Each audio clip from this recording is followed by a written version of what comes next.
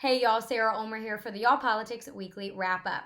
This week, Mississippi legislators headed back to the Capitol for the 2021 legislative session and wasted no time getting to work. The first order of business to ratify the new Mississippi state flag. You can read up on the ratification process as well as the removal of the former flag on our website at y'allpolitics.com.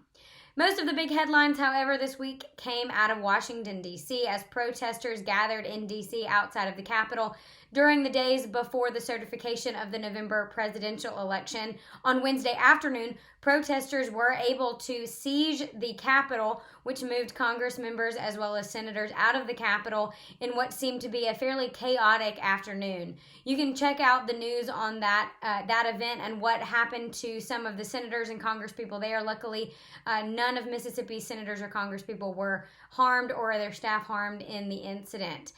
You can also find out what the vote looked like to certify the election, which came later that evening to certify the Biden-Harris win that came out of the November election. Following that certification, there have been resignations coming from Washington, as well as those who have held state positions appointed by the Trump administration, including that of Mike Hurst. You can read up on those other ones on our Facebook page and our Twitter page.